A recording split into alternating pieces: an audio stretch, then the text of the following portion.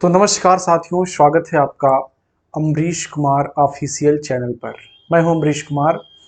साथियों, इस वीडियो में हम बात करेंगे कि पिछले 15 अगस्त को जब नरेंद्र मोदी लाल किले से देश को संबोधित कर रहे थे, तो वो इस बात की दुहाई दे रहे थे कि आने वाले चुनाव में वही जीतेंगे। क्या ऐसी बात करना किसी डेमोक्रेटिक देश में ठीक है? और वो भी एक ऐसे मंच से जो मंच देश के आज़ादी के जश्न का हो। इस वीडियो में आप लोग आखिर तक बने रहेंगे तो कई दिलचस्प बातें मैं बताऊंगा जो ये तय करेंगे कि आने वाले लोकसभा चुनाव में भारतीय जनता पार्टी किस ओर जा रही है और विपक्षी दल कहां तक पहुंच पाएंगे। क्या वो नरेंद्र मोदी के नेतृत्व में भारतीय जनता पार्टी की सरकार को हरा पाएंगे या एक बार फिर से नरेंद्र मोदी की सरकार बनेगी जैसा कि वो दावा कर रहे हैं। साथियों, आपने एक कहावत सुनी होगी कि जब इंसान खुद हारने को लगता है तो अपने जीतने के कई बहाने दिखाता है, और ऐसी कुछ बात भारतीय जनता पार्टी और नरेंद्र मोदी के लहजे में दिखने लगी है। मसलन अभी रिसेंटली भारतीय जनता पार्टी ने अपने सोशल मीडिया हैंडल से ये बताया कि नरेंद्र मोदी और राहुल गांधी की लोकप्रियता में कितना अंतर है। क्या किसी ने पूछा था? नहीं। यानी कि जब इंसान अपने आप को ही प्रूव करने लगे कि मैं श्रेष्ठ हूं, तब आप समझ लीजिए अध जल गगरी छलकत जाए। आगे इसका मतलब आप लोग समझते हैं। अब बात करते हैं कि लाल किले से प्रधानमंत्री मोदी ने क्या कहा। प्रधानमंत्री मोदी ने कहा कि अगले साल मैं फिर से अपनी उपलब्धियों को लाल किले से गिनवाऊंगा। चलिए, शुभकामना मैं देता हूं कि आप लाल किले पर अगले साल पुनः आएं, लेकिन किसी भी लोकतांत्रिक देश में ऐसा दावा करना उचित नहीं माना जाता है। ये डेमोक्रेटिक वैल्यूज के खिलाफ है। लोकतंत्र में आपने कैसे तय कर लिया कि आप ही जीतेंगे? ये तो जनता को तय करने का अधिकार है कि कौन जीतेगा। रही बात बार बार नरेंद्र मोदी और भारतीय जनता पार्टी क्यों ये सिद्ध करने में लगी है कि अगला चुनाव वो जीत जाएंगे, कहीं इसके पीछे उनका ये एजेंडा तो नहीं है कि वो लोगों को ये कन्विंस करवाना चाहते हैं कि मैं ही विजेता हूं, बाकी सब हार जाएंगे, तो आपको विजेता के पक्ष में रहना चाहिए।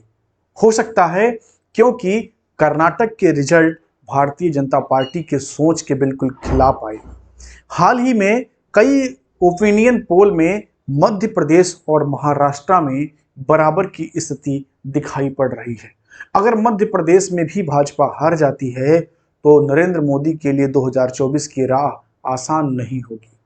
रही बात उत्तर प्रदेश के बाद महाराष्ट्र में, जहां पर सबसे ज्यादा लोकसभा की सीटें हैं, वहां पर भी आए opinion poll Bharatiya Janata party को रास नहीं आ रहे हैं। ऐसे में अगर इन महत्वपूर्ण स्टेट में भारतीय जनता पार्टी का परफॉर्मेंस खराब हुआ तो जाहिर तौर पर लोकसभा की राहें आसान नहीं होंगी। तो क्या अगर भारतीय जनता पार्टी 2024 के लोकसभा चुनाव में हार जाती है तो क्या कांग्रेस या यूं कहें कि राहुल गांधी भारत के प्रधानमंत्री बन पाएंगे? ऐसा कहना जल्दबाजी है। ऐसा कहना जरूरी नहीं है अभी, क्योंकि लोकतंत्र में ये तय करने का अधिकार सिर्फ जनता के पास है कि कौन सत्ता पर काबिज होगा। लेकिन रेखांकित करने वाली बात यह है कि अमेठी से राहुल गांधी चुनाव लड़ेंगे। इस पर हाल ही में उत्तर प्रदेश के कांग्रेस अध्यक्ष बने अजय राय ने अपना राय व्यक्त कर दिया है।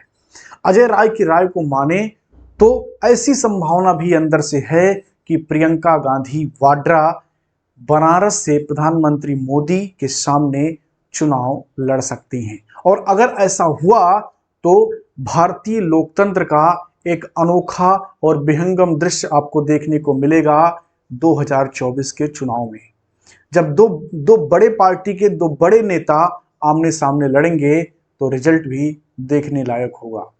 क्या अमेठी की जनता स्मृति ईरानी से खुश है या अपने पुराने नेता राहुल गांधी की ओर देख रही है? ये तय होगा 2024 में।